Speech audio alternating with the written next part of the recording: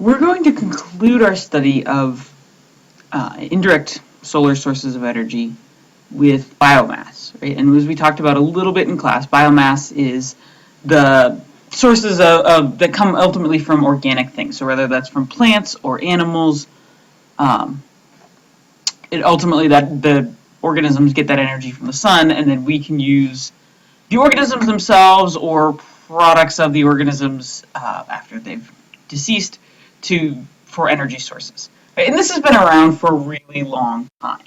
Right? Humans are based primarily, like, we've evolved to eat cooked food.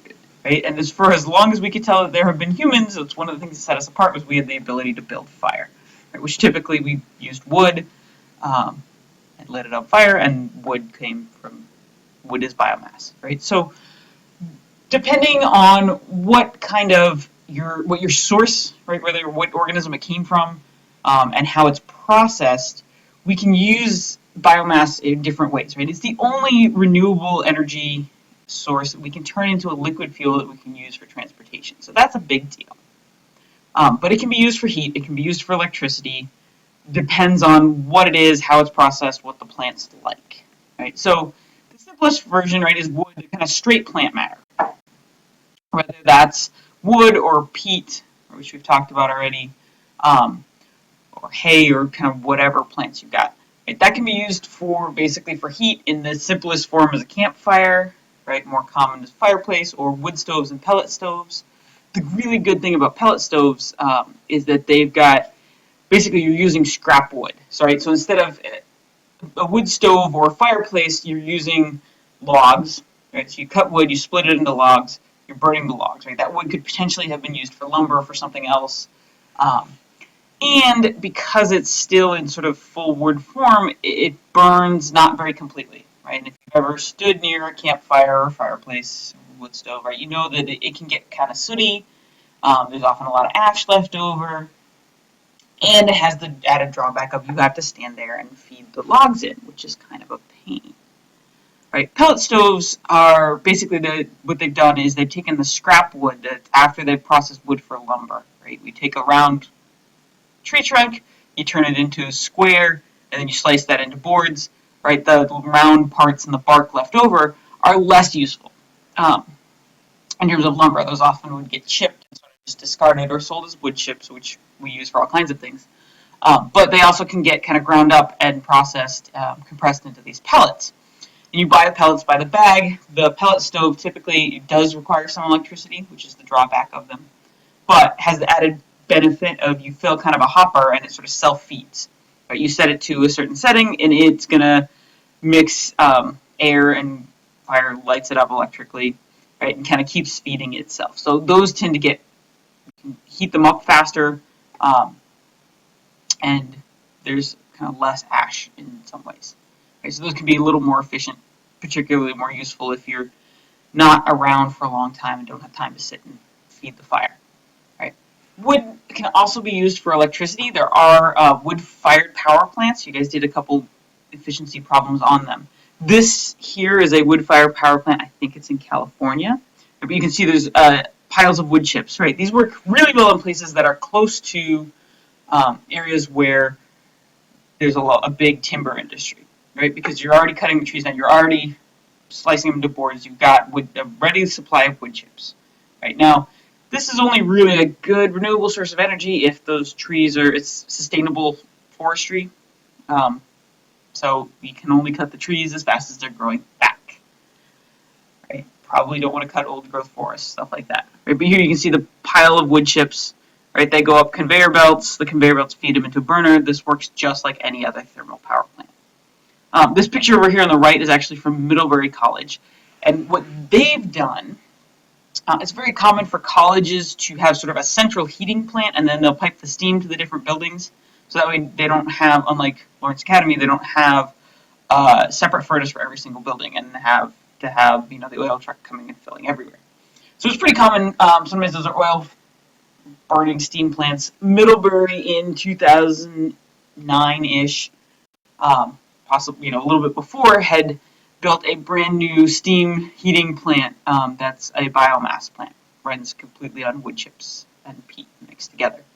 And what the bonus of this is that in a kind of centralized plant, as opposed to your wood stove at your house or something like that, it burns much more efficiently. They're able to control emissions better, right? And for them, Middlebury is trying to become carbon neutral. And so the CO2 that's in wood, right, is the trees absorb that from the atmosphere and then release about the same amount back in. So that it's not carbon. It essentially balances itself out. You're not adding any more carbon to the system, unlike if you're burning fossil fuels, where you're taking carbon that's been stored in the crust of the earth for millions of years and shifting that into the atmosphere. All right. Ooh, I apologize for the cutting off on the bottom here. But right, you guys read last night about biofuels, about using biofuels for transportation. So biofuels, there's some different kinds, right? But essentially, it's you're turning biomass into either a liquid fuel or a gas fuel. Right? In terms of liquid fuels, you can use them for transportation. So this is often fermenting corn or switchgrass or a variety of other. We're trying to experiment with more sources, more feedstocks, different types of things to start with, right? To make ethanol. But basically, you're taking plant sugars and fermenting them to form ethanol. Some vehicles can run off of as much as 85% ethanol. You can mix ethanol and gasoline. Right now, most of the gas that you get at the gas station is what we call E10, so it's 10% ethanol, which in some senses helps with the carbon thing. Not that it releases less carbon dioxide, but the 10% of the carbon dioxide it's releasing was already absorbed by the plants from the atmosphere and so on and so forth. All right, biodiesel is a little different.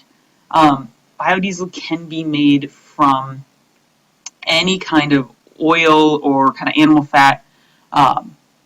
But basically, you take organically based oils, process them to produce a diesel-like fuel. Right? And this will work in any diesel car. It's a pretty simple process. I'll post a link to a video about this when I post this video. But biodiesels, essentially, you take oil and you mix it with methanol, what's called methoxide, which is a methanol sodium hydroxide mix. Mix that up, and it separates. You create methyl esters, which is your biodiesel, and then a layer of glycerin on the bottom.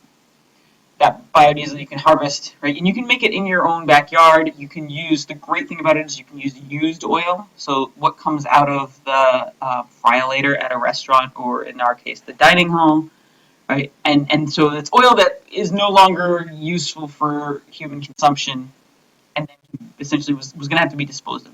The companies were going to have to pay someone to come and pick up the oil and dispose of it. So oftentimes they'll let you have it for free. So that's an added benefit in that sense. Right? And biodiesel is thought to have lower emissions than traditional petroleum-based diesel. Right? Biogas is another one. In this case, right, basically anytime there's anaerobic decomposition, you're going to produce methane. And I think we've talked about that before. Right? So if you got, this is particularly useful, right? If you've got any kind of animal waste in the sense of poo, right, sludge, manure, stuff like that, if you purposely create an anaerobic conditions, right, that's going to decompose and produce methane.